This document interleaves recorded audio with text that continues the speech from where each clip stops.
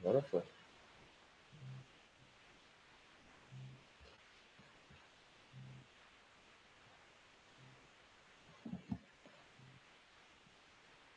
Agora foi, gente. Bom dia. E agora deu certo. Eu vou pedir aí aos irmãos que, se vocês puderem compartilhar nos grupos da igreja, puderem me ajudar com isso aí, já vai facilitar aqui. Bom, agora está dando certo. No Facebook deu certo. Bom, a lição hoje ela é objetiva, ela não é tão complexa, porque ela vai tratar do tema da adoção, né? Vocês estão conseguindo me ouvir, né? Direitinho? Ok? Perfeito.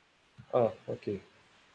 Bom, os irmãos aí que estão acompanhando pelo Face, nos perdoe aí o problema, né? O atraso de mais de 1 hora. É porque lá na minha casa a força, né, caiu na região ali de Vila Medeiros, pelo menos na minha rua deu problema, no meu prédio. Eu tive que vir aqui para a igreja, né? Eu estou na igreja e infelizmente não consegui acesso pelo YouTube. Deu problema pelo YouTube, não sei a razão. Mas eu creio que porque tá tantas pessoas usando a mesma coisa, então as mesmas plataformas, então eu acho que deve ter alguma sobrecarga aí. Ou então algum problema aqui na conexão do Zoom com o YouTube. Mas vamos fazer aqui pelo Face. Então eu peço aos irmãos que compartilhem o link, por favor, no grupo dos casais, grupo dos jovens, nos demais grupos. Eu creio que já os irmãos vão aí se conectando. Facilita aí a nossa relação aí, tá bom? Vamos lá, vamos para a nossa aula. Hoje nós vamos falar a nossa 15ª aula sobre adoção, né, colocados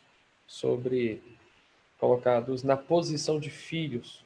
O texto da nossa reflexão é: nos predestinou para ele, para a adoção de filhos, por meio de Jesus Cristo, segundo o beneplácito de sua vontade, para o louvor da glória de sua graça, que ele nos concedeu gratuitamente no amado. Efésios capítulo 1, versículos 5 e 6. Bom, eu começo a nossa aula com essa pergunta. Eu queria que vocês dessem a opinião de vocês ou, quem sabe, uma experiência, não sei se algum dos irmãos, mas se você conhece pessoas assim também, queria que você compartilhasse. Vocês concordam que é difícil para os pais tomar a decisão por adotar um filho e depois escolher a melhor maneira de revelar-lhe isso? Vocês conhecem algum caso de pais que adotaram crianças, ou até mesmo de filhos que, depois de muito tempo, descobriram que eram adotados? A forma como os pais passaram essa informação? Alguém tem conhecimento? Alguém conhece pessoas que foram adotadas? Vocês conhecem algum caso? Ô pastor, é interessante a questão da adoção, né? Porque, por exemplo, muitos pais, eles adotam aqueles casos que eles adotam um filho porque ele não tem filho nenhum, não é? Na verdade, é para suprir uma vontade dele, um desejo, ou até mesmo substituir a falta, né? Sim. Existem casos de pessoas que elas não são autorizadas a adotarem um filho porque ela quer suprir uma falta no sentido de que esse filho vai cuidar dela, esse filho, entendeu? E não é nesse sentido, né? A adoção, ela está voltada realmente para essa questão de ter a pessoa como filho, para você cuidar dele, e não o inverso. Apesar que essas coisas acontecem, né? Agora, assim, muitos pais têm dificuldade mesmo de tomar uma decisão dessa. Se eles não têm filho nenhum, eles decidem e tomam a decisão. Aí tem a questão da escolha. Aí quer saber a história do filho, porque acha que algumas heranças, né, seja ela genética, pode gerar um problema amanhã com esse filho, da onde ele veio, se ele tem uma certa idade. Por isso que eles querem os filhos muito Novos, bebê, né? muito pequeno. Novos. E tem a questão também de como eles vão revelar isso num futuro para esse filho, né? Aí tem aquele negócio, você não veio da barriga da mamãe, mas você veio do coração, né? É Isso. umas coisas assim mirabolantes que as pessoas elas escolhem, né, para revelar isso para os filhos, né? Ou seja, você veio por amor, como se aquele que nasceu é, da gestação normal não tivesse carinho, né? E Sim. também se a pessoa tem um filho, aí fica mais complexo, porque o filho fica pensando, por que vai adotar se já me tem, né? É bastante problemático Sim. essa revelação e também a decisão, né? Alguém conhece algum caso de adoção? Eu Pastor, Algum? conheço, pode Opa. falar, Melissa. eu conheço caso de adoção, mas ainda é criança. Uhum. Tá com 5 anos ainda não foi revelado nada à criança. Agora, de adulto, eu não me lembro de conhecer algum caso. Certo. Você, Pastor, na minha família tem, inclusive, nos cultos de terça, eu até pedi oração pela Nathalie, não sei se o senhor vai sim. se recordar, Uhum. e acho que foi bem conturbado, pelo que eu sei, assim, porque são coisas que eles não revelam muitos detalhes, entendeu? Mas, assim, foi adotada, pequena, né? E acho que, na minha visão, nessa questão de adoção, não sei se há necessidade de um acompanhamento, né? Não sei se teve esse acompanhamento de ir no local, né? De acompanhar a criança, enfim, para ir se familiarizando. E eu sei que ela ficou sabendo por uma situação bem conturbada. Então, isso gerou uma revolta, né? Esse é Então, o eu problema. vejo essas condições, assim, porque, assim, uma coisa é você adotar um bebezinho, né, e você vai ali nutrindo aquele sentimento e tal, mas quando chegar a hora, né, como é que a gente vai revelar a verdade e outra, e tem aquela questão também de querer conhecer os pais biológicos, então é um emaranhado de situações que tem que ser bem elaborado, tem que ser participado com pessoas, conselho tutelar, enfim, eu não tenho muita certeza disso, mas eu sei que nesse caso dessa Nathalie aí, foi uma questão muito conturbada, né? Então, assim, a forma que tem que ser tratado isso pode gerar uma guerra, né, entre a família. Foi no caso da Nathalie, né? E Uhum. até hoje teve o filho também rejeitou o próprio filho, entendeu? Não, de pai desconhecido, enfim, foi uma catástrofe, vamos dizer assim. Nossa. Não que isso seja natural, mas a forma que é abordada essa A situação. forma como foi trabalhado, né? A forma como foi tratado, né? Irmãos, assim, eu conheço um caso, tem um caso muito próximo, a minha tia mais, a tia caçula, ela é irmã da minha mãe. Minha avó tinha perdido o filho mais, o caçula, ele não resistiu, e minha avó estava no hospital. E a senhora, a moça que estava ao lado dela, tinha perdido recentemente o esposo. O esposo era pescador, uma cidade litorânea lá do Ceará, chamada Camusim. Ele, bêbado, foi pescar. Parece que a,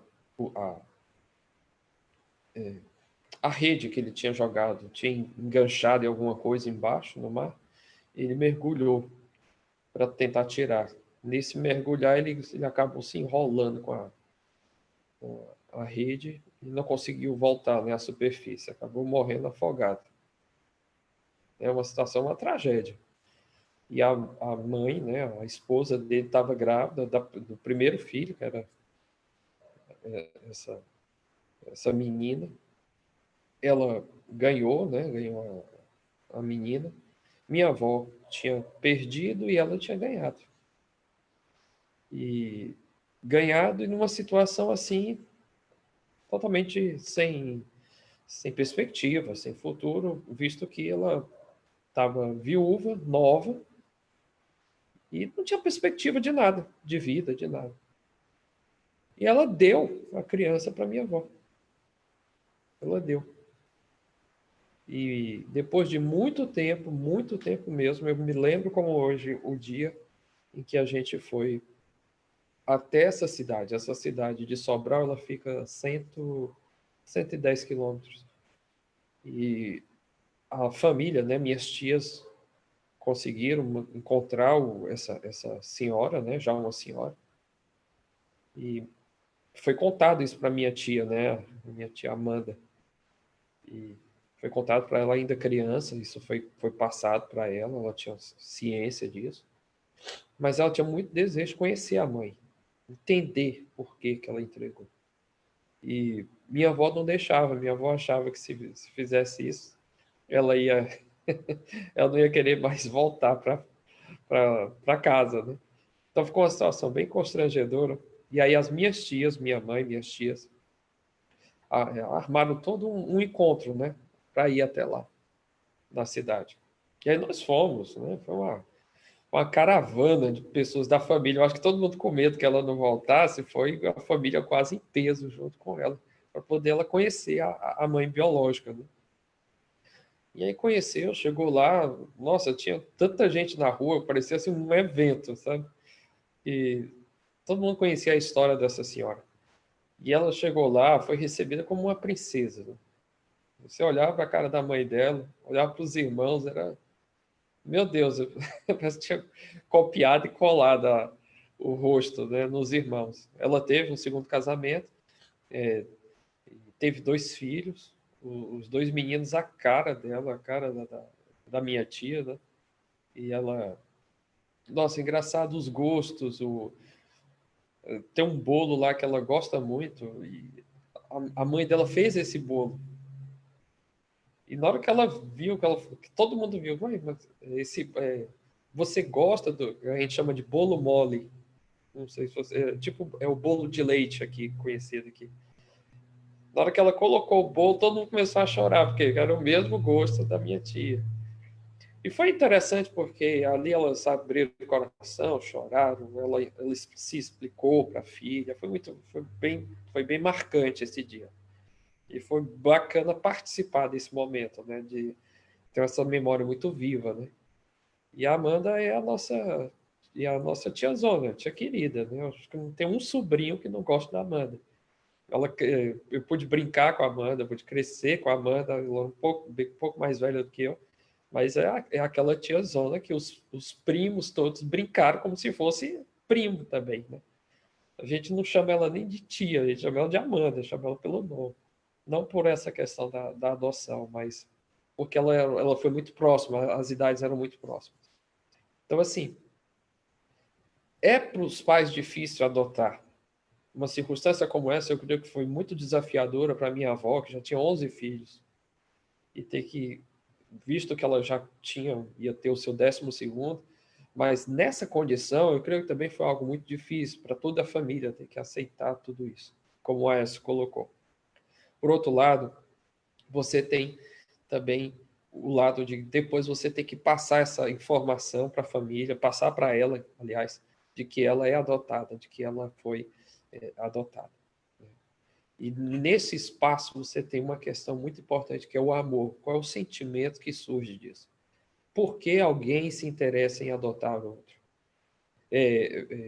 Por que uma pessoa, uma família se dispõe a ter que assumir uma criança, uma outra pessoa para o seu círculo familiar, uma pessoa que ela não conhece as origens, uma pessoa que ela não conhece as marcas que já estão ali impregnadas no seu ser, e essas pessoas, e esse casal, essa família, essa mãe, esse pai, adota essa pessoa para o seu convívio.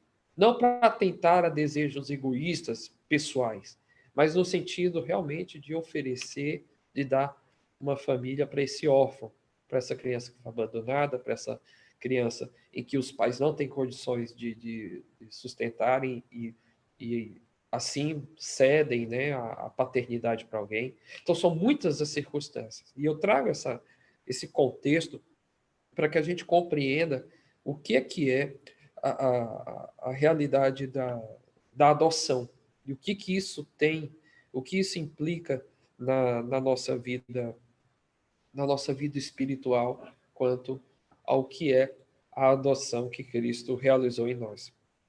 Só para citar aqui alguns casos, né? A Jaciara colocou, eu tenho uma amiga que foi adotada, ela soube da adoção quando ainda era adolescente.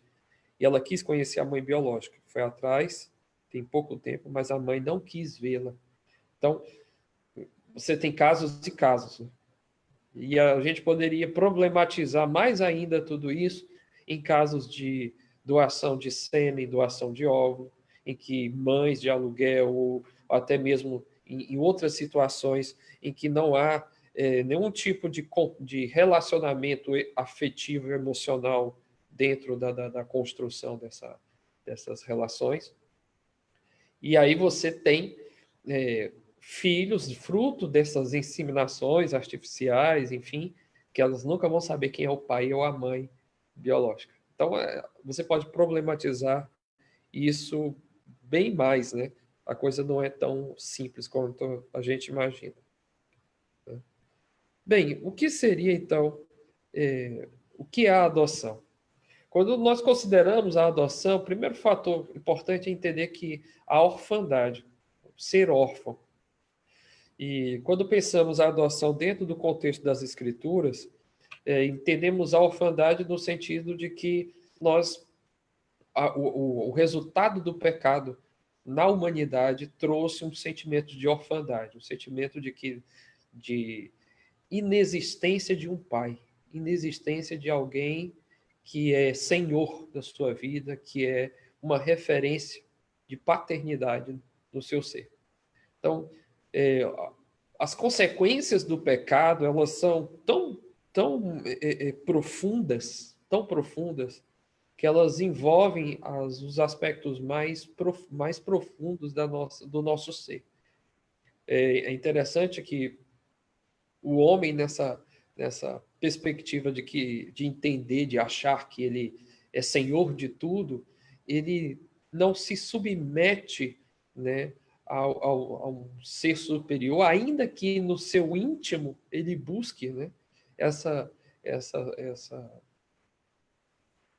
esse relacionamento, né? Não é à toa que o homem é tão religioso, não é à toa que a humanidade ela busca tanto por caminhos de misticismo, por religiosidade.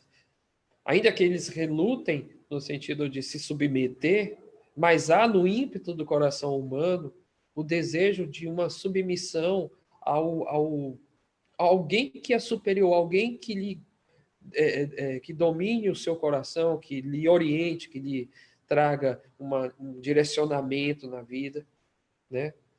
O sentimento de alguém, né, de um filho que carece da presença, da companhia, da direção, né, das instruções de um pai. Então, o fato do pecado gera sobre a humanidade a orfandade. O ser humano é órfão, né? É uma orfandade de uma família, de uma comunidade, de um povo, né? Ainda mais no contexto da modernidade, onde o individualismo ele extrema mais ainda esse sentimento de orfandade. As pessoas elas estão em volta de muitas pessoas, de muita gente, no entanto, elas estão cada vez mais sozinhas, cada vez mais distantes e sem emoções, sem sentimentos, sem relacionamentos afetivos, né? Sem relacionamentos familiares. Então, a orfandade ela é resolvida através do processo de adoção que Deus, em Cristo, faz, no sentido de nos adotar, nos inserindo em uma comunidade de fé, que seria a família de Deus.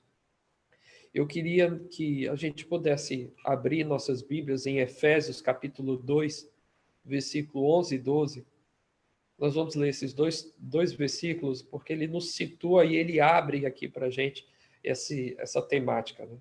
Eu vou pedir aí o Aécio para ler, por favor, Efésios 2, verso 11 a 22, perdão. Não são 2 versículos, né? São, na verdade, Portanto, pode ler, pastor? Bom, pode, do 11 ao 22. 11 a 22, né? Portanto, lembrai-vos de que vós, noutro tempo, éreis gentios na carne e chamados incircuncisão pelos que na carne se chamam circuncisão feita pela mão dos homens. Que naquele tempo estáveis sem Cristo, separados da comunidade de Israel e estranhos ao concerto da promessa, não tendo esperança e sem Deus no mundo. Mas agora em Cristo Jesus, vós que antes estáveis longe, já pelo sangue de Cristo chegasse perto, porque ele é a nossa paz, o qual de ambos os povos fez um, e derribando a parede de separação que estava no meio, na sua carne desfez a inimizade, isto é, a lei dos mandamentos, que consistia em ordenanças, para criar em si mesmo, dos dois, um novo homem, fazendo a paz. E pela cruz, reconciliar ambos com Deus em um corpo, matando com ela a inimizade. E vindo, ele evangelizou a paz a vós, que estáveis longe, e aos que estavam perto. Porque por ele, ambos temos acesso ao Pai em um mesmo Espírito. Assim que já sois estrangeiros, nem forasteiros, mas concidadãos do santo e da família de Deus, edificados sobre o fundamento dos apóstolos e dos profetas, de que Jesus Cristo é a principal pedra da esquina, no qual todo edifício bem ajustado cresce para templo santo no Senhor, no qual também vós juntamente sois edificados para a morada de Deus no Espírito. Amém. Amém. Então, duas situações colocadas aqui por Paulo, né? A situação do homem sem Cristo, no sentimento dessa orfandade, que é percebida na perspectiva que Paulo chama de pagão, né? Ser um pagão, naquela perspectiva de gentil na carne, né? Um incircunciso, chamado de incircuncisos, né? Ou seja, não tem aliança, não tem não tem nenhuma coligação com Deus como Pai. Totalmente distante de Deus, totalmente sem perspectiva, sem referências, né? O sentimento do batismo. Ele é inimigo, né, pastor? Isso. Inimigo, inimizade. Inimizade. Então, é um sentimento, é uma pessoa totalmente sem identidade, né? O sentimento de pagão aqui não é o pagão como nós tratamos hoje, né? O pagão é a pessoa não batizada, né? Seria assim. Mas o sem Cristo que Paulo faz referência é aquela pessoa incircuncisa, sem o sinal da aliança, que era a circuncisão, sem a referência de que é um povo, que é o povo de Deus, né? Paulo começa uma construção aqui em Efésios no sentido de que a pessoa sem Cristo, ou até mesmo o que não é israelita, que não é da aliança, não pertencente à aliança de Israel, é uma pessoa totalmente sem identidade. Sem Cristo, nós somos isso, sem identidade alguma. Outra característica é desesperados, né? Sem Cristo, sem Salvador, sem esperança, sem futuro, sem Deus, sem origem, sem mundo, sem nada. Totalmente abandonado. Esse é o sentimento da orfandade que Paulo mostra. A humanidade é órfã, ela não tem identidade, ela não tem ninguém por si, para si, né? Ela não tem nenhuma referência. E por fim também solitário. Sem Cristo a pessoa é solitária, ela não tem família, ela não tem raízes. As raízes que ela tem familiares são raízes que foram tocadas, que foram envolvidas pelo pecado, não são raízes boas, né? É interessante essa concepção que Paulo ele sempre estreita a questão da influência do pecado na natureza humana e, consequentemente, na vida cotidiana. O pecado atinge todas as áreas da nossa existência, inclusive a nossa própria família, o nosso ambiente familiar. Você pode pertencer a uma família com muitas pessoas, mas pode ser que você não se identifique naquele lugar. É interessante isso. Você não se identifica, as pessoas elas podem ter um mesmo sobrenome, mas não tem algo que as identifique como povo, como família, porque cada um busca o seu interesse, né? E aí, aqui só uma pastoral, né, uma palavra pastoral dentro desse comentário. Se nós já somos tão individualistas, tão distantes, tão aquém de tudo isso, como família, as nossas famílias pessoais, nossas famílias de cada um de vocês que me ouve, nós precisamos construir ambientes identitários dentro da nossa casa. Nós precisamos construir ambientes de aconchego, ambientes em volta da mesa, ambientes em volta que nos identifique, que nos dê uma identidade familiar. Nós precisamos disso. As pessoas são mais individualizadas, mais individualistas a cada dia, cada um pensando em si mesmas, e elas não conseguem construir ambientes identitários dentro da família. E isso é egoísmo, isso é pecado. Se você não valoriza isso, se você não busca isso, você está construindo, ao invés de edificar, você está construindo um ambiente que vai destruir sua família. Se você não tem prazer de estar em volta da mesa com a sua família, se você não tem prazer de estar com a sua família, se você não tem prazer de construir laços, pontes de amor entre os teus próprios filhos, esposa, e não valoriza as pequenas coisas, você está construindo, aliás, você está destruindo todas as possibilidades identitárias da tua casa. Isso é muito sério. E Paulo está dizendo exatamente isso. Sem Jesus, vocês não têm identidade, vocês estão totalmente sem referência, e estão solitários, estão só. E tem coisa pior do que a solidão, não é nem solitude, é a solidão. Esse vazio interior, você não é ninguém, você não é nada. E nós somos reflexo de uma construção de várias coisas que impactam, que nos afeta de forma positiva ou negativa. Agora, ser solitário, ser sozinho é uma coisa horrível. E Paulo traz isso dentro de uma concepção espiritual. Você é só, você é desesperado, você é pagão.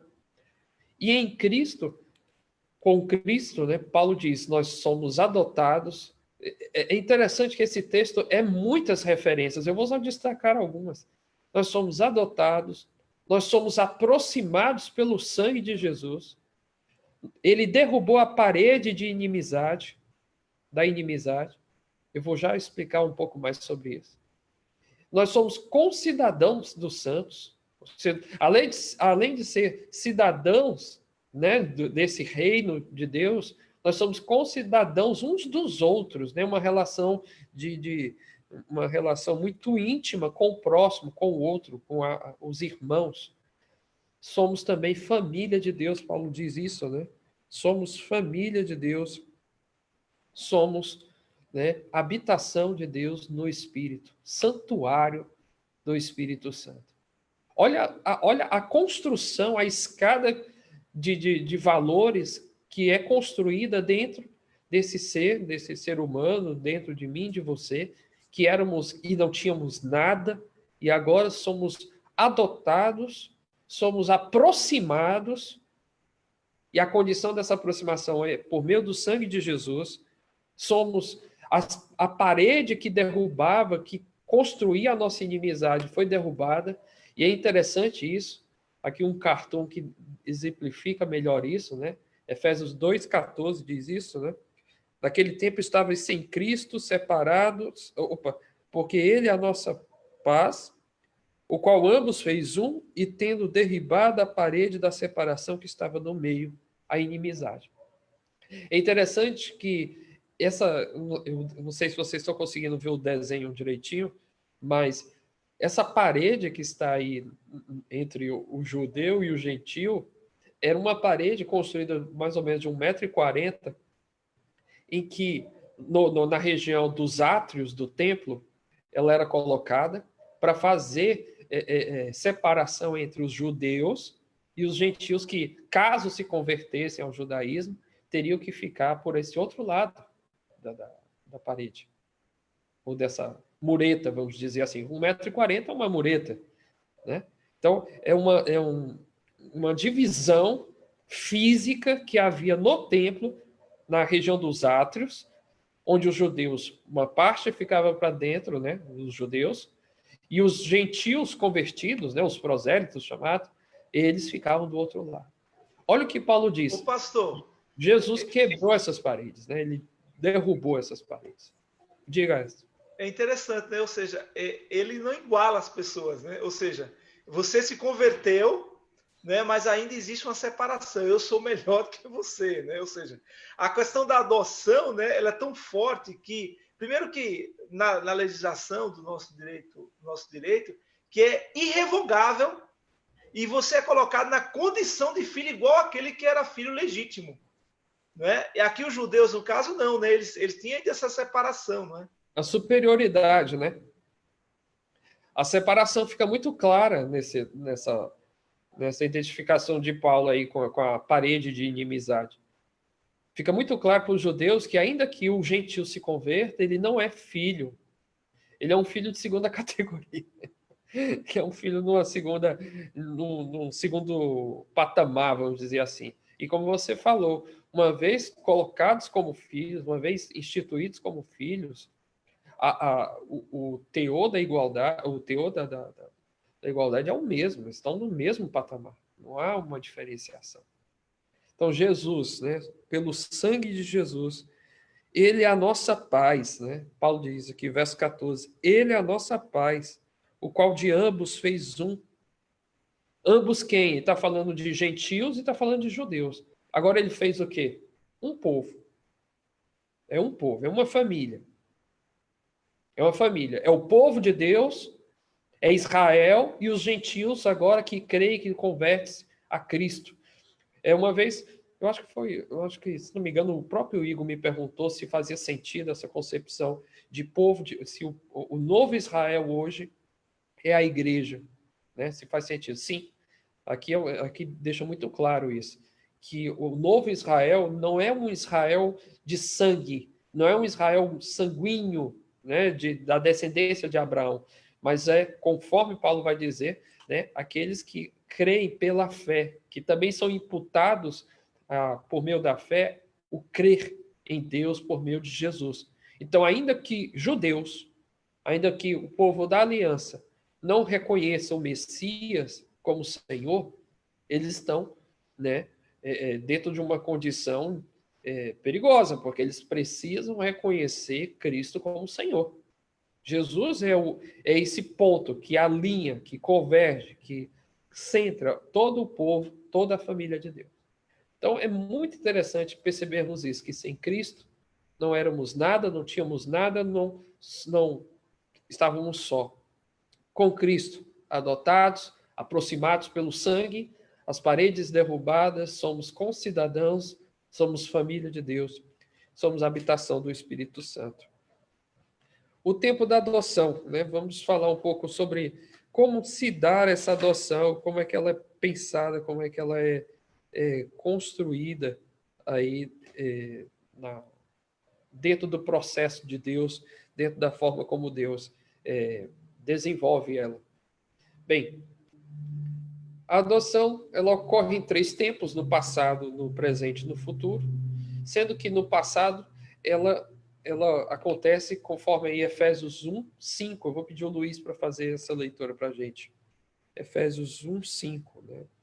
É um ato passado, eterno, quando Deus, antes mesmo de toda a criação, antes de tudo ser formado, antes de tudo ser criado, Deus já no passado já havia planejado adotar filhos. Você pode ler aí para a gente, Luiz? Posso. Efésios 1:5 diz assim: nos predestinou para ele, para a adoção de filhos por meio de Jesus Cristo, segundo o beneplácito de sua vontade. Nos predestinou nele, nos escolheu de antemão nele, na pessoa dele.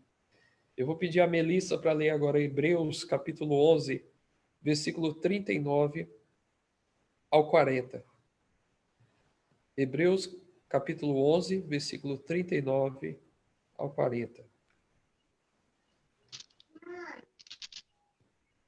A adoção é um ato também do passado, onde a gente mostra que ele nos predestinou, né? Efésios 1:5 nos apresenta isso, e Hebreus 11, do 30, perdão, Melissa, do 38 a 40. Desculpe. 38. O mundo não era digno deles. Vagaram pelos desertos e montes, pelas cavernas e grutas.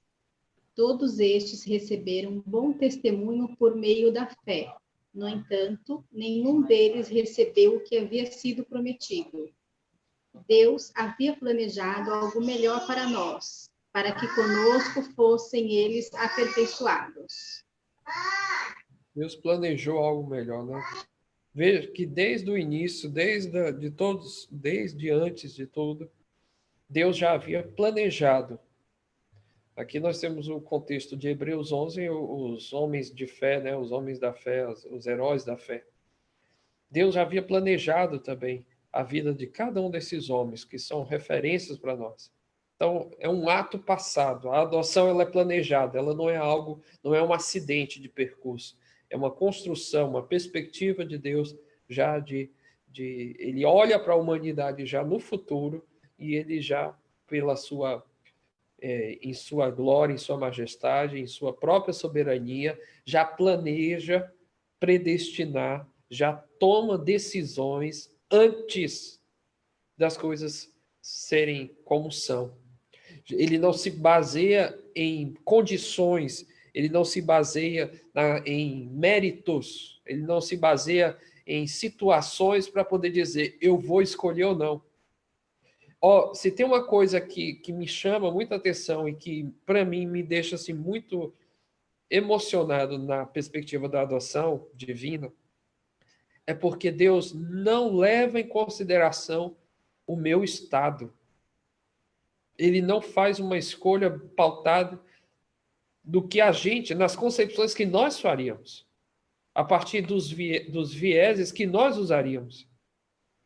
Porque lembrando, voltando à situação humana, cotidiana do ser humano. Que tipo de pessoa, que tipo de criança que os pais querem adotar? Com que idade eles querem adotar? Qual é a cor que eles querem adotar? Que passado eles querem adotar? Entende? O casal, antes de fazer as suas escolhas quanto à adoção, logo, até conceber a possibilidade de uma adoção, alguns casais demandam a vida inteira. Outros tomam a decisão da adoção por conta da impossibilidade de poder gerar filhos. Aí passa a ser uma opção. Mas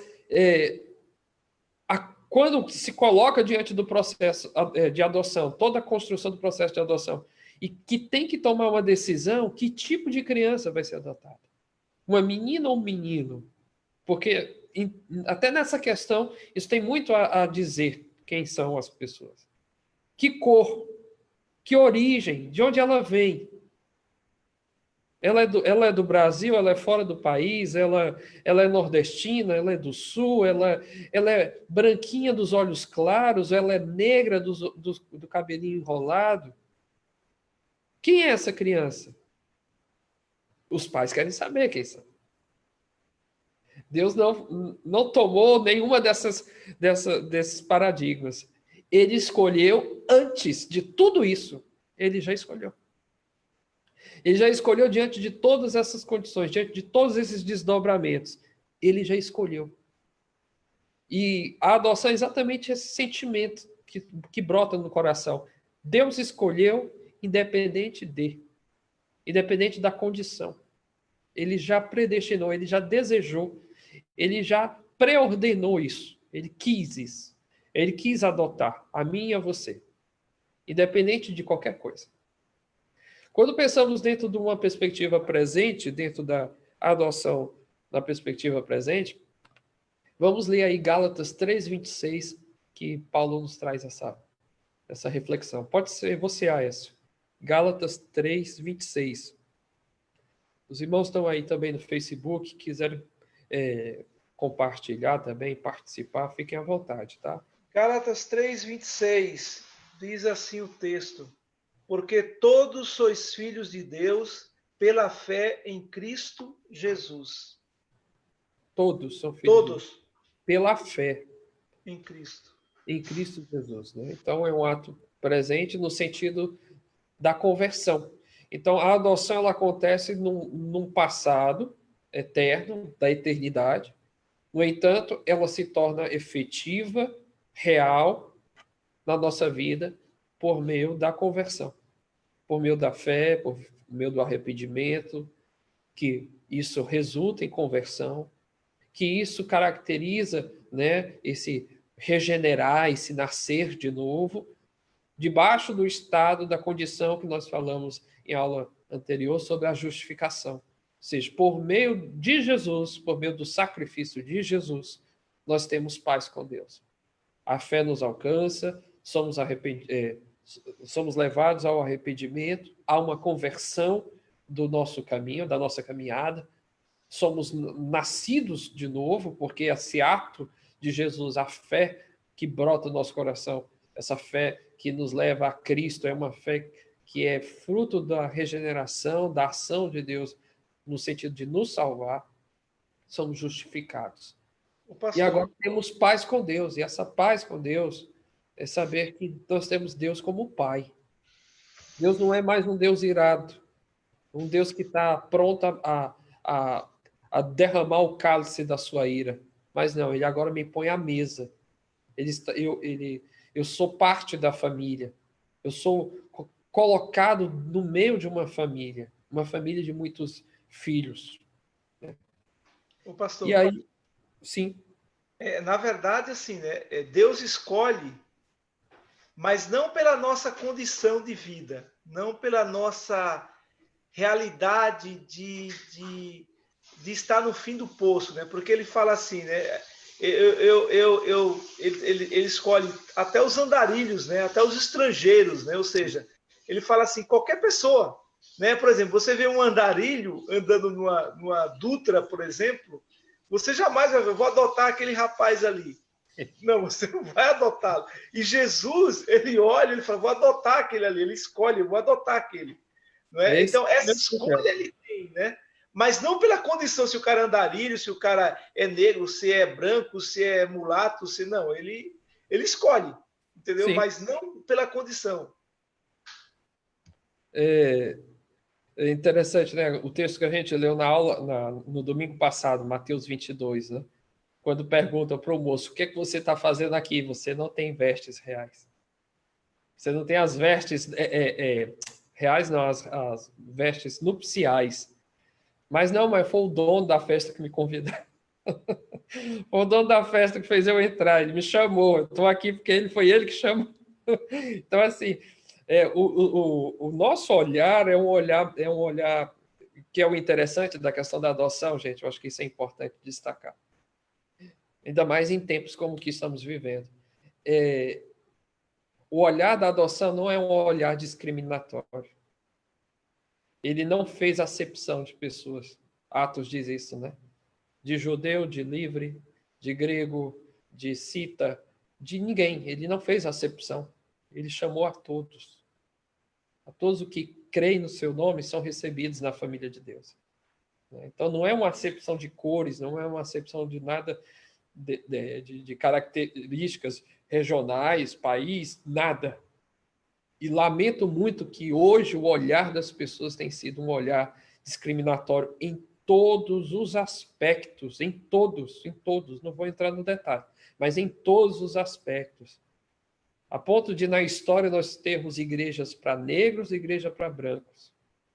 A ponto que, na história, nós tivemos desdobramentos do reflexo de uma igreja discriminatória, de uma igreja sem amor, parece assim, sem a presença do Espírito Santo, sem ter um olhar bíblico para a realidade. Então, é muito triste tudo isso. Né? Parece que não há ali realmente a presença de Deus no meio daquele povo. E nesse sentido, eu acho que é importante destacar o grande valor que o pentecostalismo trouxe para a história da igreja cristã. Eu gosto sempre de falar isso, falo isso para os meus alunos no seminário. O pentecostalismo, ele trouxe, pensando no contexto dos Estados Unidos, uma quebra de paradigmas histórico. Se hoje nós temos essa confluência de negros e brancos nos Estados Unidos, ainda, ou se ainda tem vamos dizer assim, essa aproximação se deve ao movimento de Rua Azusa em Los Angeles, que aquele movimento que iniciou com o Seymour, né, o avivamento que ocorreu nos Estados Unidos, com, né, o pentecostalismo moderno, quebrou as barreiras entre brancos, negros, latinos, americanos, onde todos se reuniam para poder cultuar. E o povo ficava tudo louco. Como assim? Como assim? Como é que se junta todo mundo numa época de segregação? Como é que se reúne todo mundo? Onde tinha a igreja dos brancos, a igreja dos negros, a igreja dos latinos. E William Seymour simplesmente começa a pregar e pregar as escrituras, foi fazer o seminário, ficava lá de fora, porque eu não podia sentar com os brancos dentro da classe. Nós estamos falando de seminário teológico. E ele ficava do lado de fora. Entende? E ele começou a pregar, e ele começou a falar, ele começou a pregar na igreja, num lugar que era um estábulo antigo. Começou a pregar e o povo começou a se reunir, e a presença do Espírito Santo se fez presente no meio daquele grupo. E negros, brancos, latinos, todo mundo junto lá. E Deus operou grandes maravilhas, curas. Foi uma quebra de paradigmas. Recentemente, eu creio, assim, né? 1990, alguma coisa, as convenções nos Estados Unidos ainda eram, depois que passou o fervor de Rua Azusa, enrijeceu-se novamente as segregações. E aí houve um ato público, né, de convenções, inclusive pentecostais, da Assembleia de Deus, que também se dividiram entre negros e brancos. Olha que coisa horrorosa quando a gente se distancia de Deus.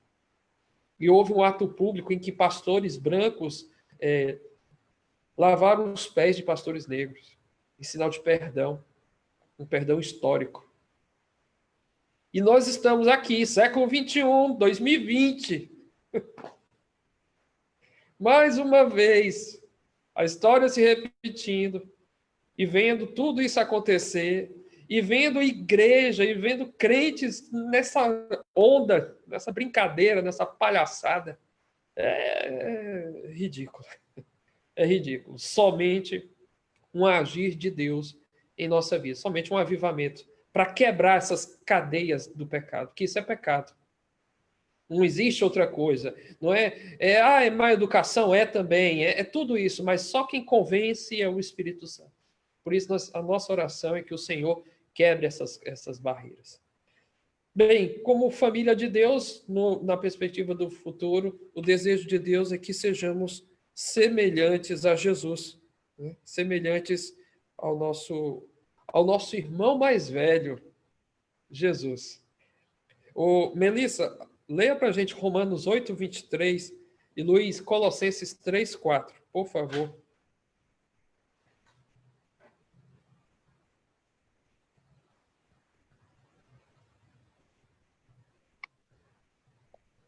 Romanos 8, 23. E não só isso, mas nós mesmos, que temos os primeiros frutos do Espírito, gememos interiormente, esperando ansiosamente nossa adoção como filhos, a redenção do nosso corpo.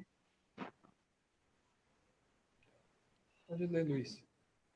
Colossenses 3:4 diz: quando Cristo, que é a nossa vida, se manifestar, então vós também sereis manifestados com ele em glória. Amém. Esse é o desejo de Deus, né? Filhos e filhas semelhantes a Jesus. Semelhantes às atitudes, aos gestos de Jesus. E essa condição, ela é possível não por nossos méritos, não por nossa força, mas pela ação do Espírito Santo. Porque o ato da adoção é um ato do Espírito Santo, nos trazendo junto ao Pai. E visto que agora nós passamos a ser a habitação do Espírito Santo, nós somos morada do Espírito. Então, ainda que no nosso sentimento, na nossa concepção, haja uma impossibilidade disso, eu quero dizer para você que há sim a possibilidade, porque é uma ação espiritual, é uma ação do Espírito de Deus em nós. Não é uma ação minha, não é uma atitude minha, mas é uma ação do Espírito me convencendo, né? Me trazendo essa consciência, trazendo luz à minha consciência a respeito da minha filiação, de que eu sou filho de Deus, que eu posso chamar ele de papai, chamar ele de papaizinho, né? Essa habilitação foi dada por Deus por meio de Jesus Cristo. E somente o Espírito Santo para gerar em nosso coração essa semelhança a Jesus, essa nossa aproximação com Cristo, né? Bom, somos um filho adotivo de Deus. E agora? Nós somos filhos adotivos de Deus. Então, vamos entender primeiramente a nossa condição anterior. Eu vou pedir aí o Aécio para ler Salmo 51, 5. E vou pedir a Melissa para ler Jeremias, capítulo 17. Você vai ler primeiro o versículo 9 e depois você vai ler o versículo 5.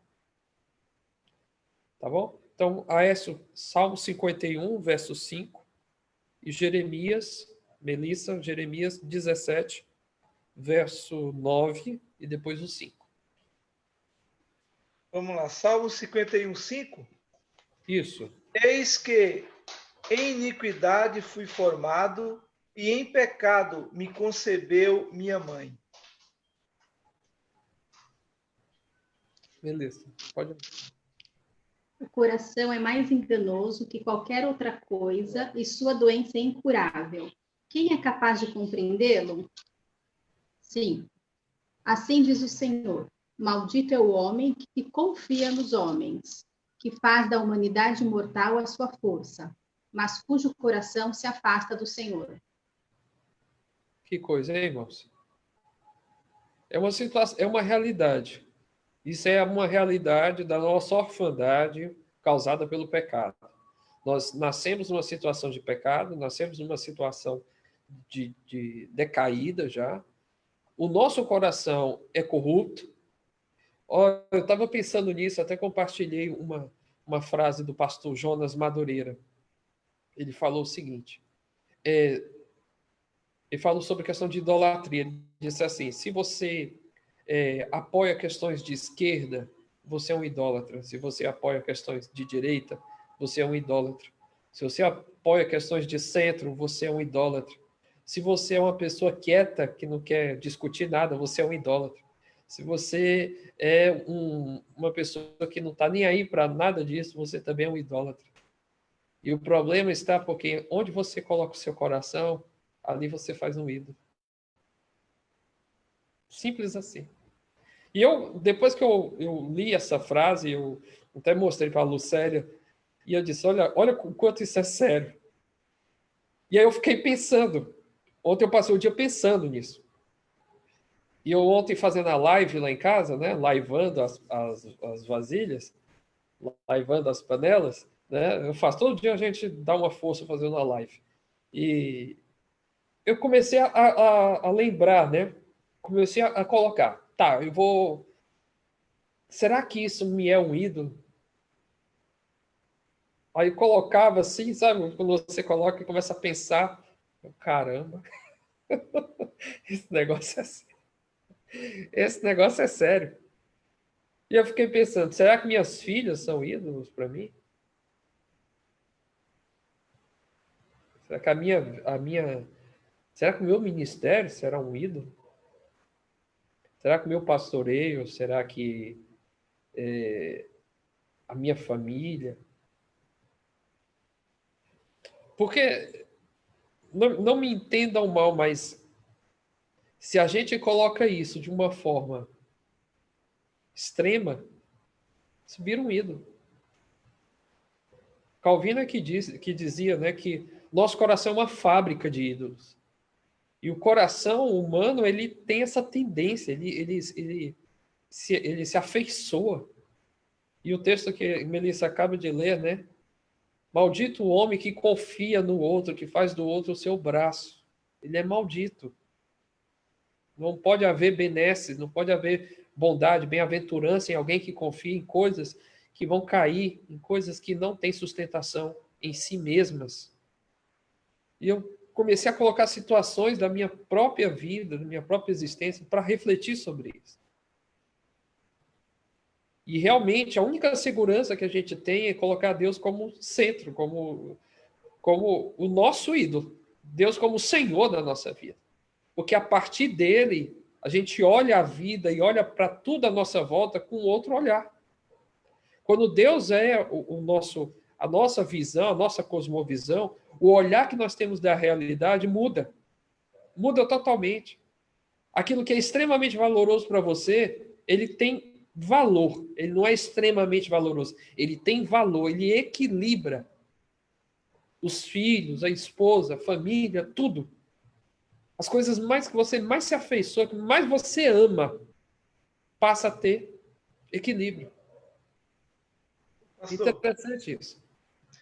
Pastor, eu vi um pastor, numa meditação dele, ele fala que Deus é um título, é um rótulo, né?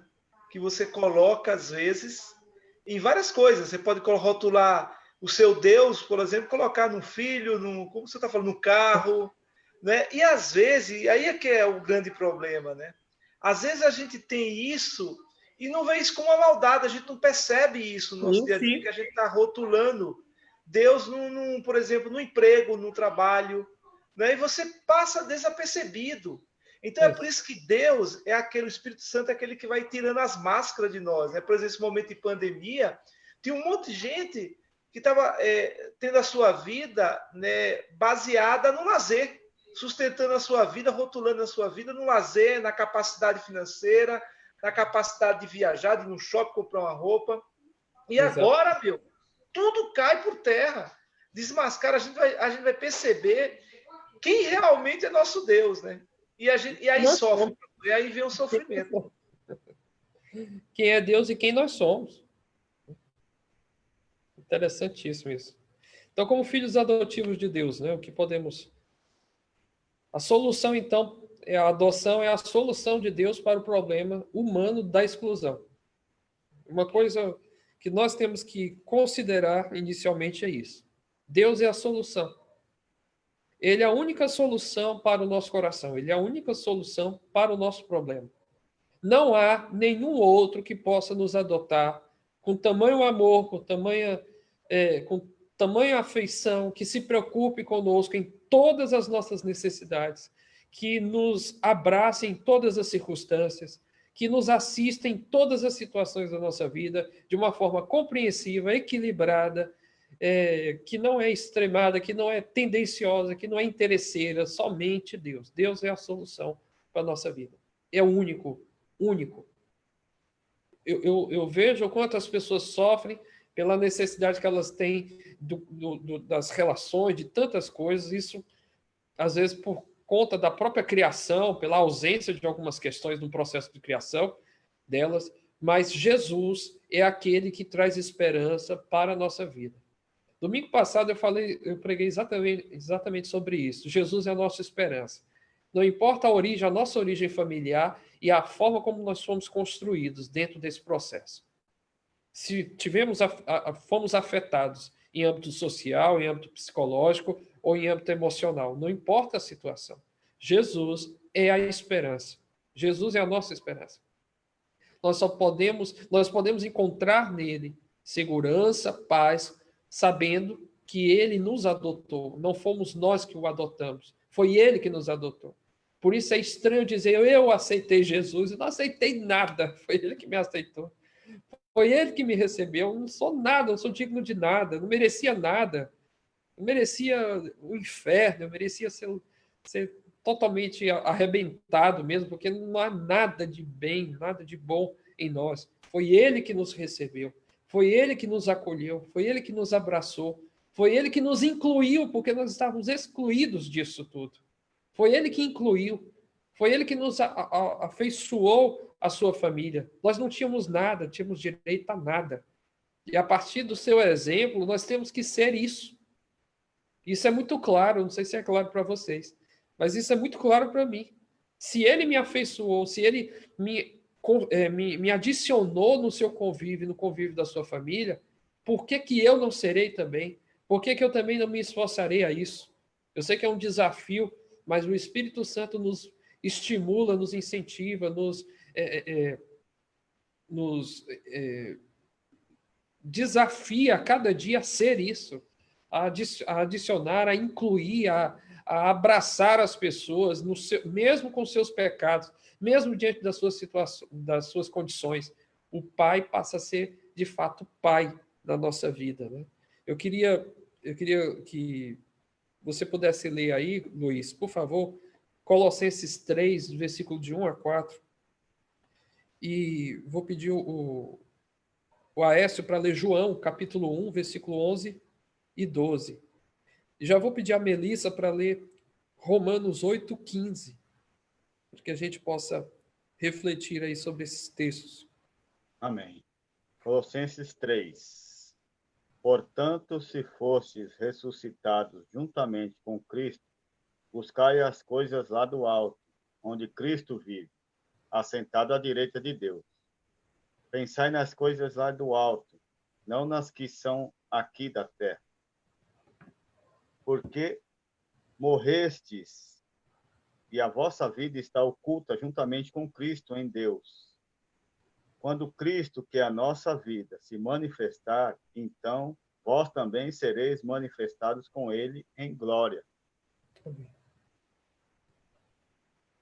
Você pode ler aí, ou Pastor, é João 15? Não, capítulo 1, versículo 11 e 12. 1 e 2. 11 e 12. 11 e 12. Tá. Veio para o que era seu e os seus não o receberam. Mas a todos quantos receberam, deu-lhes o poder de serem feitos filhos de Deus, aos que creem no seu nome. Maravilha. O poder de serem feitos filhos de Deus. Foi dado o poder, a condição de ser filho. Melissa, você pode ler para a gente? Sim. Pois vocês não receberam o espírito que os escravize para novamente temerem, mas receberam o espírito que os torna filhos por adoção, por meio do qual clamamos, Abba, Pai. O espírito de adoção, né? Então, é muito claro a perspectiva de intimidade. Para quem não tinha nada, desesperado, solitário e sem identidade, agora você é trazido, você é adicionado a você a presença real de Deus através do seu Espírito, te dando a condição de intimidade, de relacionamento com o Pai. Você antes era inimigo, você antes não era nada. Haviam dezenas de barreiras na tua frente. Jesus, quando ele rasga o véu, ele não rasga só o véu, ele rasga muitas coisas, ele quebra muitas barreiras. Ele tira todas as barreiras da frente. Nós temos livre acesso. Intimidade total. Podemos entrar, podemos ir até a sala do trono com total liberdade. Um novo e vivo caminho foi construído. Temos acesso total a ele. Liberdade por meio de Jesus. Não tem ninguém que possa fazer isso. Só Jesus. Então, total liberdade, intimidade, poder entrar, eu acho muito interessante o exemplo, né, que a Bíblia nos dá de Esther, né, o cetro, né, o rei quando baixava o cetro e ela podia entrar, ela tinha liberdade de entrar e sair dos aposentos reais da corte, né, ela tinha liberdade de entrar. Assim é Deus, nós temos liberdade, nós podemos entrar no Santo dos Santos, na presença do trono da graça, por meio do sangue de Jesus, por meio do caminho que Jesus trilhou. Então, temos liberdade, temos uma vida com Deus. No entanto, isso não quer dizer que podemos, por fato de estarmos livres, por fato de termos essa intimidade, que Deus também não nos chamará a atenção, não nos corrigirá, também não irá nos orientar, nos puxar a orelha, às vezes, quando nós distanciamos. Isso é uma realidade. O fato de sermos filhos adotivos, isso não quer dizer que Deus vai deixar com que façamos as coisas como bem entendamos. Lembre-se do início, quando falamos que a eleição, a vocação envolve também a responsabilidade. E Deus exige isso de nós, um posicionamento. Eu vou pedir aí para o Aécio abrir Hebreus 12, verso 5, do 5 ao 13, onde nós temos muito claro nesse texto a orientação de disciplina. Deus disciplina o seu povo. Hebreus 12, do 5 ao 13, pastor? Exato. Vamos lá. E já vos esquecesse da exortação que argumenta convosco como filhos? Filho meu, não despreze a correção do Senhor e não desmaies quando por ele fores repreendido. Porque o Senhor corrige o que ama e açoita a qualquer que recebe por filho. Se suportais a correção, Deus vos trata como filhos. Porque que filho há a quem o pai não corrija? Mas se estáis sem disciplina, da qual todos são feitos participantes, sois então bastardos e não filhos. Além do que tivemos nossos pais segundo a carne, para nos corrigirem, e nós os reverenciamos, não nos sujeitaremos muito mais ao Pai dos Espíritos para vivermos? Porque aqueles, na verdade, por um pouco de tempo, nos corrigiam como bem lhes parecia, mas esse para nosso proveito, para sermos participantes da sua santidade. Amém. E, na verdade, toda correção ao presente não parece ser de gozo, senão de tristeza, mas depois produz um fruto pacífico de justiça nos exercitado por ela. Portanto, tornai a levantar as mãos cansadas e os joelhos desconjuntados. Muito claro isso, né? Deus também chama-nos a atenção, ele nos corrige. Se os nossos pais na carne nos corrigiam, se preocupavam em nos chamar a atenção, nós somos filhos, né? Seus filhos de carne, quanto mais o Pai Celestial que criou, que chamou, que já nos predestinou outrora, ele também não nos corrigirá, ainda mais levando em consideração que o contexto de Hebreus é o desânimo, os irmãos ali estão desanimados diante das perseguições, e o Senhor corrige, né? O escritor chama a atenção no sentido de Deus está corrigindo, chamando a atenção deles para que eles se voltem, para que eles se congreguem, para que eles estejam juntos, para que eles não se distanciem, e tendo sempre por referência o Pai, de saber que essas situações elas poderão vir na nossa caminhada. Ele toma por referência os heróis da fé, as lutas, os problemas que eles passaram, e que Deus havia escolhido eles, e mesmo assim eles sofreram, e mesmo assim eles passaram por lutas.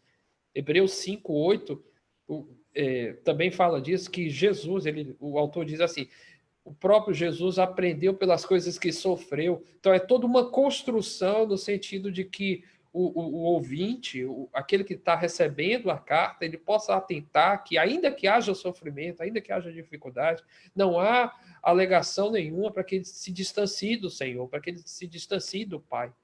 Pelo contrário, é aí onde ele tem que se aproximar, aí onde ele tem que ir ao trono da graça.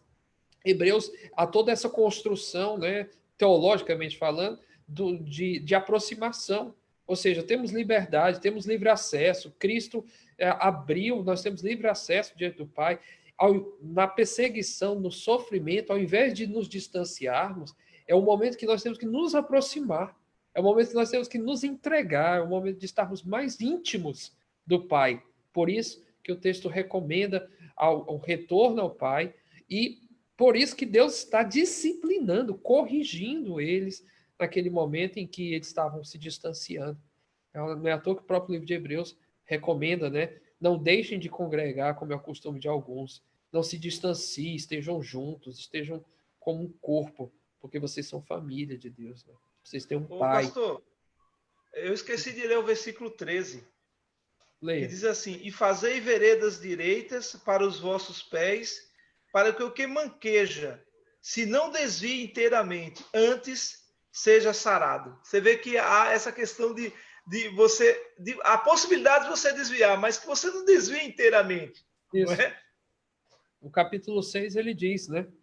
É impossível que alguém que tenha recebido o dom do Espírito, tenha recebido todas as benesses do Espírito Santo, é impossível que essa pessoa tenha de fato entendido alguma coisa. É impossível que ela se desvie. É impossível que ela se distancie. Porque se ela tem isso muito concreto de que ela foi adotada, de que ela é do Senhor, que ela pertence, que ela entende a obra de Cristo, ela entende, ela tem esse entendimento, é impossível que ela volte atrás. É impossível. Então, toda essa construção no raciocínio de Hebreus, no sentido de que, mesmo diante do sofrimento, ele toma referência a Jesus, ele fala da intimidade dessa relação, ele usa todas as figurações do Antigo Testamento, dos rituais antigos, mostrando em Cristo que Cristo se revela em todos eles, que Cristo é essa revelação que vamos dizer assim, encarnada na sua pessoa. Então, ele mostra tudo isso, que diante desse sofrimento, diante desses problemas, se aproximem do Senhor. E aí o texto é claro, ele chama a atenção, ele disciplina, Deus chama a atenção do seu povo, porque é seus filhos, é o seu povo, é a sua família. Ele chama mesmo, ele puxa as rédeas, ele não deixa com que façamos as coisas do jeito que queremos, não, ele nos chama a atenção. E isso não quer dizer que ele não nos ame, isso não quer dizer que ele não pense em nós, isso não quer dizer que ele se distanciou de nós. Quem se distancia somos nós, não é Deus. Somos nós que distanciamos dele. Outra questão é, em Cristo nós temos uma vida com irmãos e irmãs na família de Deus. Vou pedir agora ao Luiz para ler Hebreus 10, 24. Melissa, por favor, Gálatas 6, 10. Hebreus 10, 24 diz assim: consideremo-nos também uns aos outros, para nos estimularmos ao amor e às boas obras.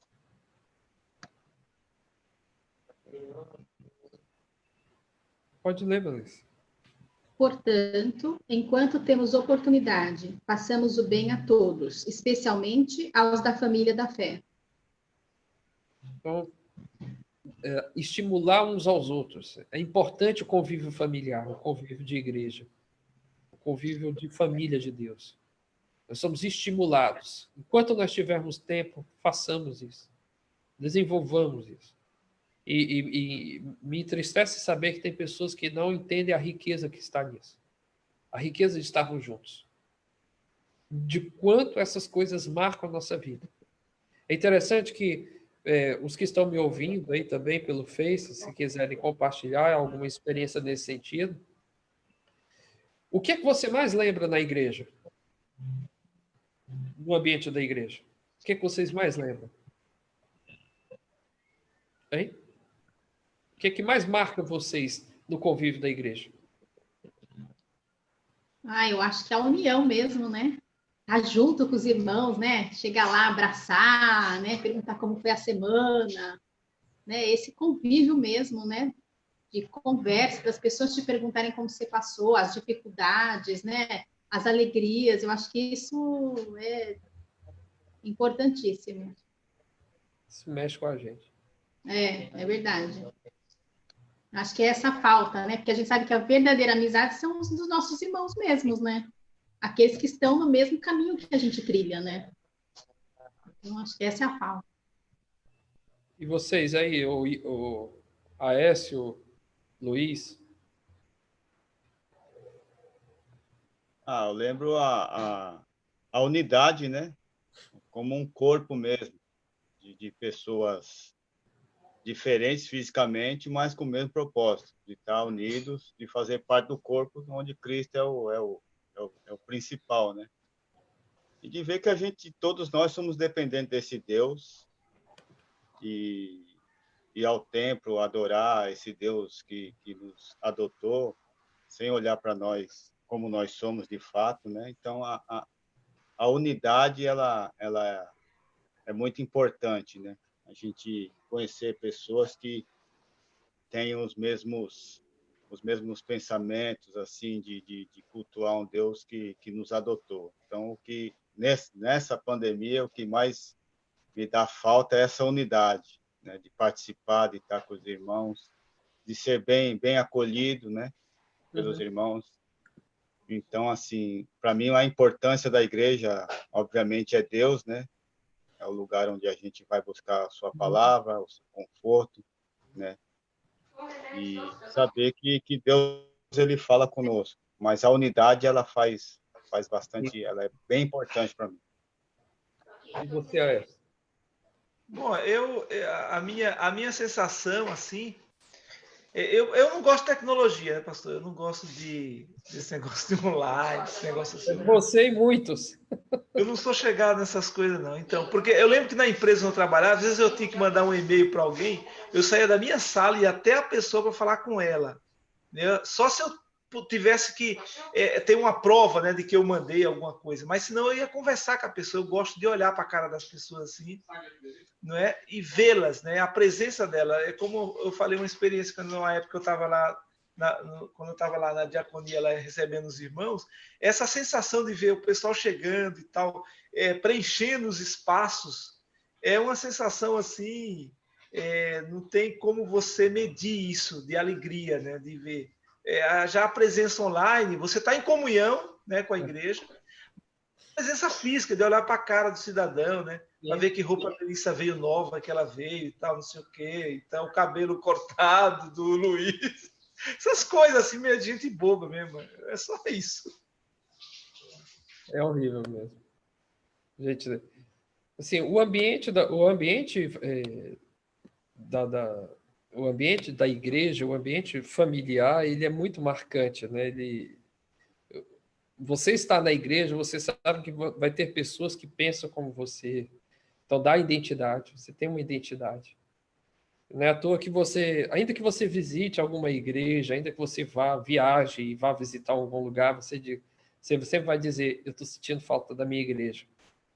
Não é a estrutura, não é esse prédio aqui, porque vocês estão vendo aí, né? Aqui, matar a saudade de vocês, olha como é estranho.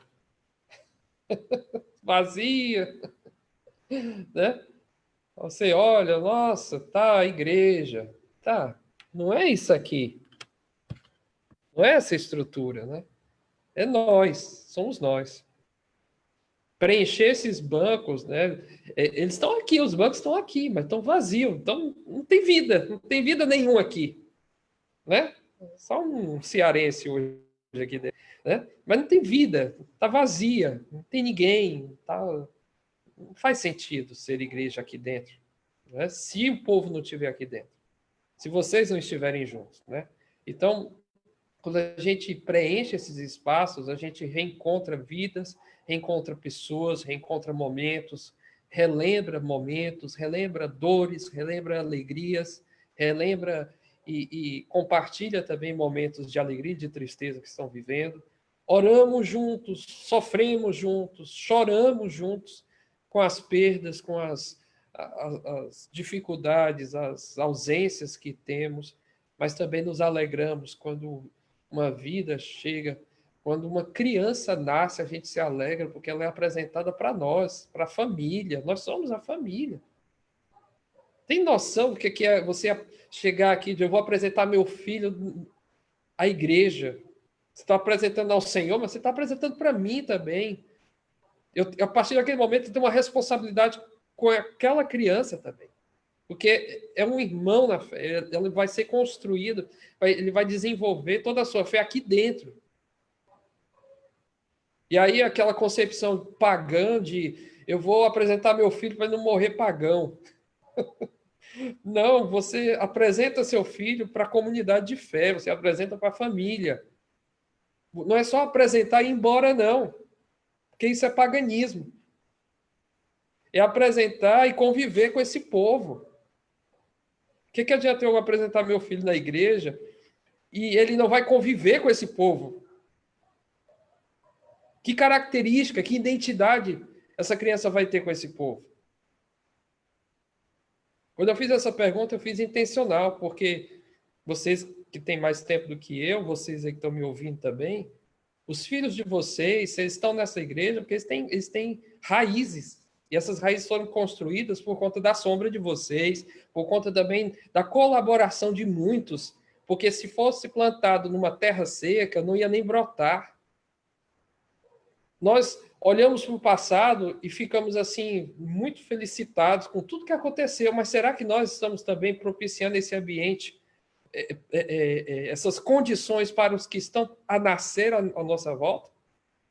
Ou nós vamos viver sempre olhando para trás? Será que nós também não seremos a diferença para os que estão agora? Então, o ambiente da igreja é um ambiente que ele não estagna. Ele não tem assim, um início e fim. Ele está sempre acontecendo. Ele está sempre acontecendo. Quando eu olho para trás, eu me lembro quando eu cheguei aqui, não sei se o Tonho tá assistindo a gente, mas assistindo, olha que coisa estranha. Não sei se o Tonho está com a gente, mas eu me lembro quando eu cheguei aqui, o Levi e a Luísa era de colo. Peguei a Luísa no colo. O Levi era pequenininho. Ontem eu vi a Luísa empinando pipa, cara. Que isso?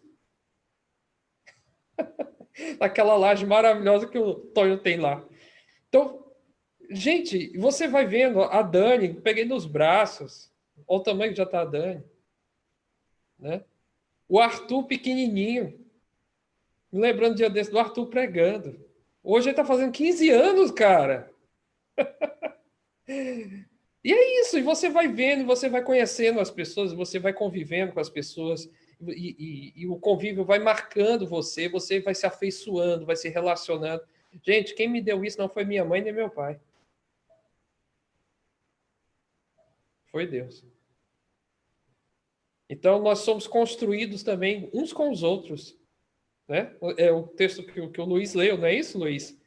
Em todo o tempo, né? Em toda oportunidade, nas oportunidades que tiverem, né? Se disponham uns para com os outros, não é isso? Verdade. Então, esse é o sentimento, né? A Jaciara colocou aqui, nossa comunhão, juntos no mesmo propósito, no mesmo pensamento, e a falta de tudo isso nos faz valorizar ainda mais o valor de vivermos em união. Eu estava me lembrando aqui, até brinquei com alguns irmãos, que a gente teve um acampamento no início do ano, e a dona do acampamento ofereceu o sítio para a gente alugar novamente. Disse, pastor, eu faço a metade do preço. Como é que eu vou juntar o povo para fazer acampamento? Aí eu fiquei pensando, até brinquei com ela, olha, se você tivesse me dito isso antes, a gente nem tinha voltado do acampamento, já tinha feito a quarentena no acampamento. Só juntava mais irmãos. Quem quiser vir para cá, vem, vamos juntar todo mundo aqui. Né? Afinal, a gente coloca uma internet aqui melhor e trabalha todo mundo por aqui, fica todo mundo aqui. Né? Mas é o momento, é o convívio, é estar junto faz falta. E constrói alianças e nos ajuda, e as afeições são aumentadas, e a fé também é aumentada quando estamos juntos, sem dúvida. Não é isso? E por fim, irmãos, uma vida com Cristo como irmão mais velho. Olha, coisa estranha de falar, mas ele é o primogênito, ele é o primeiro, né? É o primeiro filho, ele é o filho querido do Pai. E o Pai deu ele por amor a nós. Ele entregou o seu filho amado, o seu primogênito, por amor a todos nós. Assim como Abraão, que foi desafiado a entregar Isaac, né? O filho da promessa. E Deus entregou o seu filho, né, por amor a todos nós. Eu vou pedir aí o Aécio para ler Romanos 8, verso 14 e 29. Romanos 8, verso 14 e 29. Vamos lá, pastor. Não, pode. Melissa, Hebreus 2, versículo 10 a 13. Vou ler o meu aqui, pastor. Ok. Porque todos que são guiados pelo Espírito de Deus, esses são filhos de Deus. O 29. Porque os que dantes conheceu, também os predestinou para serem conformes à imagem de seu filho, a fim de que ele seja o primogênito entre muitos irmãos. Amém. Primogênito entre muitos irmãos. Maravilha. Melissa. Ao levar muitos filhos à glória, convinha que Deus, por causa de quem e por meio de quem tudo existe, tornasse perfeito, mediante o sofrimento, o autor da salvação deles.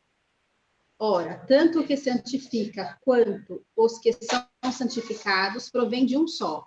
Por isso, Jesus não se envergonha de chamá-los irmãos. Ele disse: proclamarei o teu reino a meus irmãos, na assembleia te louvarei, e também nele porei a minha confiança. Novamente ele diz: aqui estou eu com os filhos que Deus me deu. Autoexplicativo, né, irmãos? Estarei na assembleia com os meus irmãos. Que honra! Que honra! Que honra! Então, é dado todos esses... a situação, né, como filhos adotivos, nos é concedido todos os direitos da família de Deus. Juntamente com o filho legítimo do Pai, Jesus Cristo, que é o modelo de filho perfeito, né? Nós temos em Jesus, então, um exemplo, uma referência, um modelo a ser seguido. Eu vou pedir aí o Luiz para ler João 15, verso 14 e 15, e nós estamos encerrando aí nossa lição de hoje. João 15, verso 14 e 15. Leia para a gente aí, Luiz.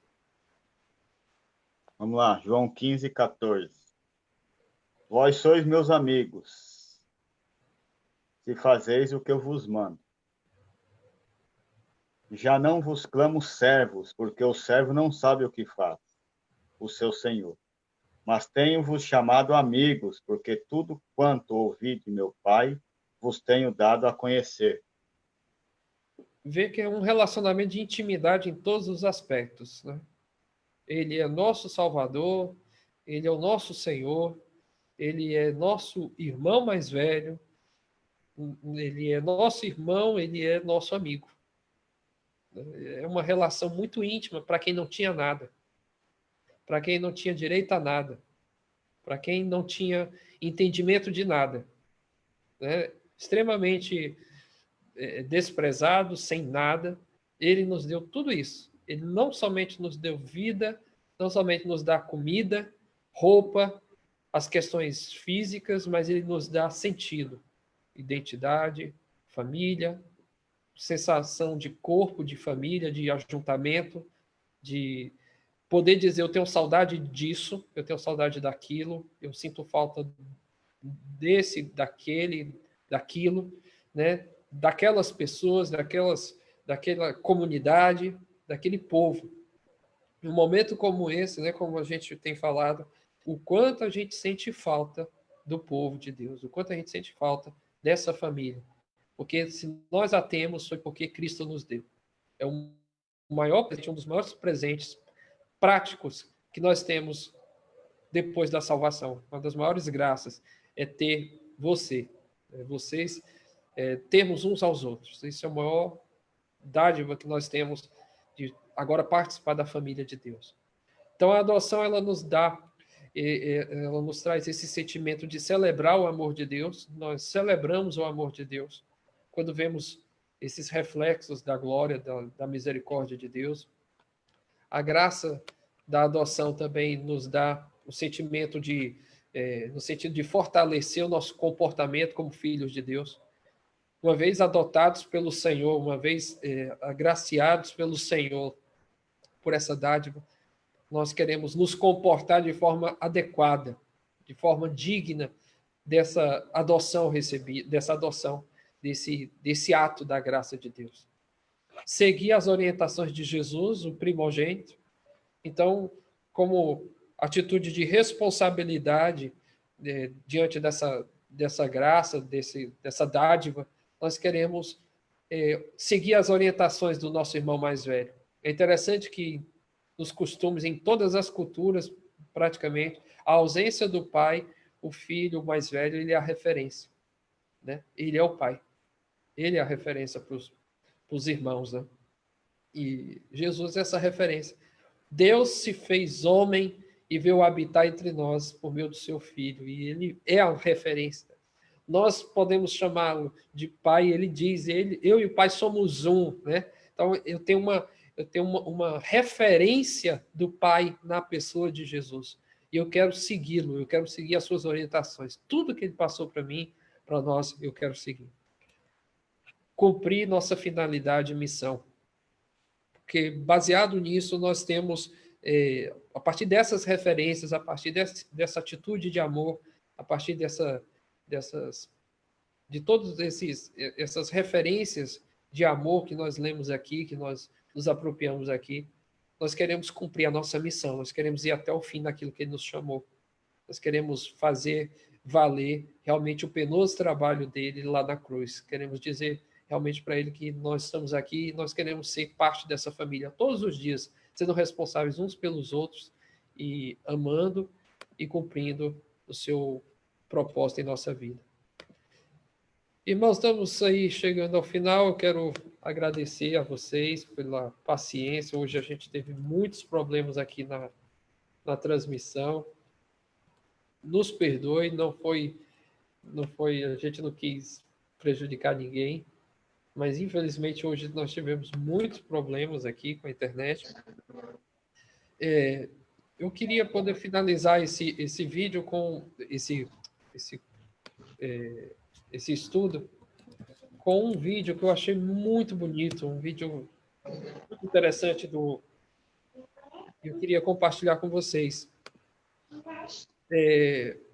Processo de adoção de um casal americano que adotou uma criança etíope, africana, casal americanos cristãos. Eu queria passar para vocês esse vídeo, é rapidinho, mas eu queria passar porque eles apresentam o sentimento deles com respeito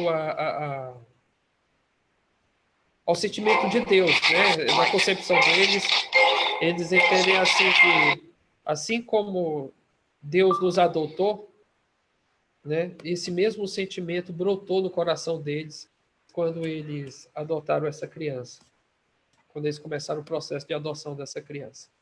Eu vou passar aqui para vocês rapidinho.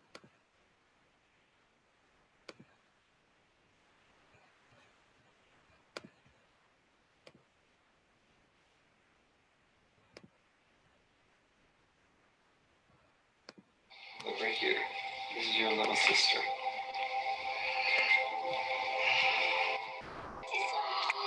Lydia, do you want to see? She's a baby. She's 3 months old. Oh my God. This trip has been 3.5 years in the making. We felt God lead us to adopt, and it seems like forever, but it's now. The one baby trip anything I'm bringing. We are adopting because the reason now is different than the reason why we started it. Tomorrow we fly to Ethiopia. We'll get on our plane at lunchtime and we fly until midnight. Isn't that crazy? I think when we started the process, we had a desire to do it, not really necessarily knowing why. But in the end, I think for us, the reason why we're adopting is that adoption is such a clear, vivid picture of the gospel. Let's go up here, Ben. Where we had no inheritance and we had nothing, but God brought us into his family and we're sons and daughters. We're doing it. We're on the plane. And adoption is exactly that. Are you ready? Ready. The Lord looks down from heaven on the children of man to see if there are any who understand, who seek after God. They have all turned aside. Together they have become corrupt. There is none who does good, not even one. As it is written, none is righteous, no, not one. No one understands, no one seeks for God. All have turned aside. Together they have become worthless. No one does good, not even one. We just got off the plane here in Ethiopia, and we learned that we have the opportunity to go meet our daughter right now. This little girl has no idea who she's meeting today, but obviously we know we're meeting daughter that God has ordained. For while we were still weak, at the right time, Christ died for the ungodly. For one will scarcely die for a righteous person, though perhaps for a good person one would dare even to die. But God shows his love for us, in that while we were still sinners, Christ died for us.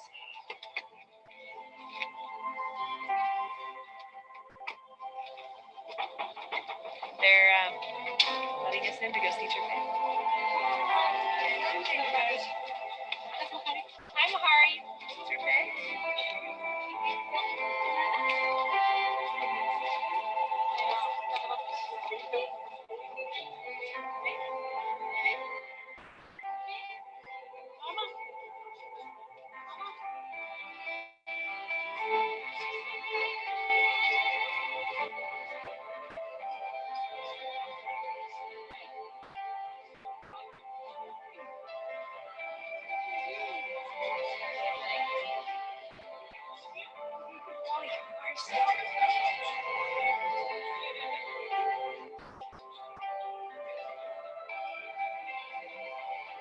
She's like,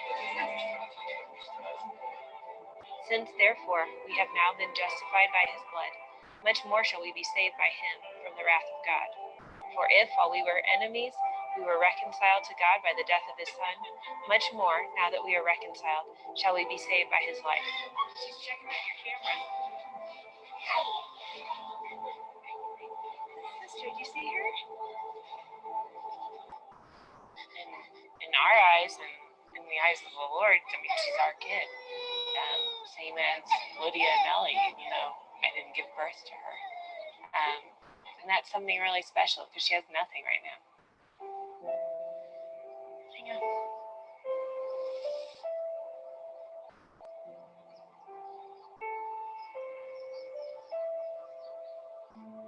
Well, I think we just feel really blessed that we have her.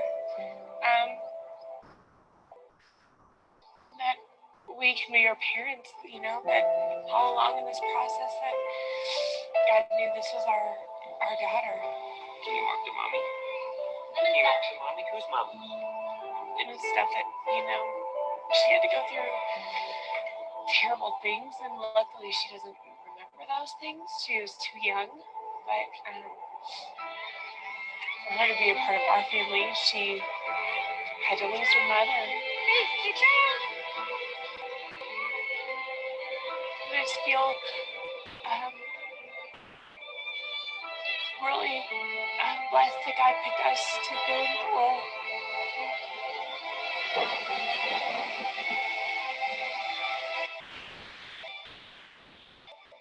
When you're ready.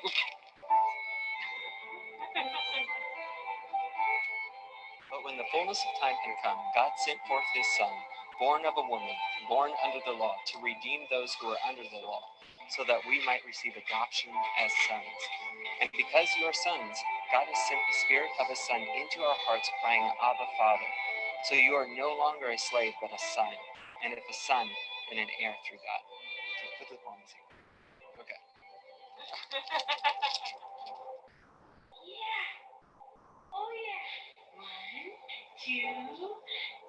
As soon as we brought Trepay into our guest house, you know, suddenly there was a love for this child, and I believe that's from the Lord. He's given us stewardship over her, responsibility over her. The beautiful part about it, he's also given us a love for her, and I praise God for it.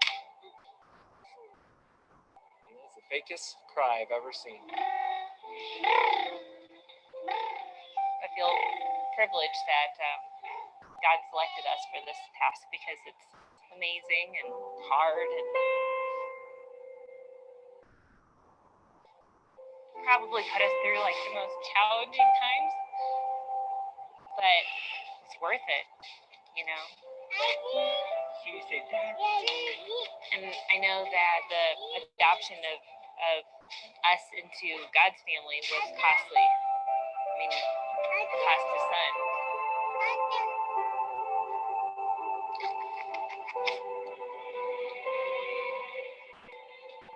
See what kind of love the Father has given to us, that we should be called children of God, and so we are. The reason why the world does not know us is that it did not know him. Beloved, we are God's children now, and what we will be has not yet appeared. But we know that when he appears, we shall be like him, because we shall see him as he is.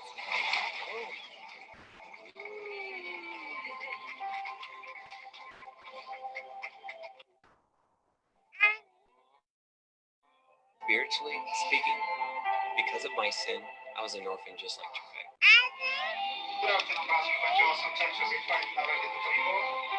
I had no hope of an eternal family. God had to step in and make a way where there was. He adopted me.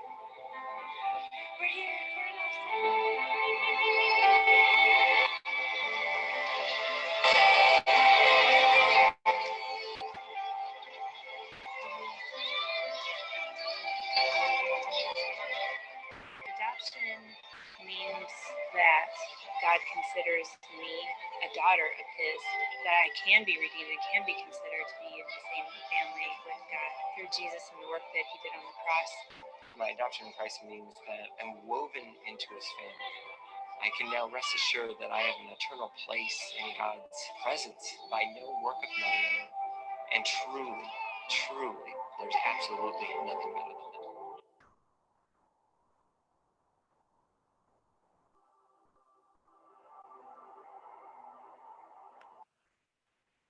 Fantástico, né? Tínhamos nada, mas ele nos deu tudo. Somos parte dessa família, né? Quando eu vi aquela imagem da família esperando, eu fiquei lembrando. Enquanto a gente fica feliz quando alguém se converte, né?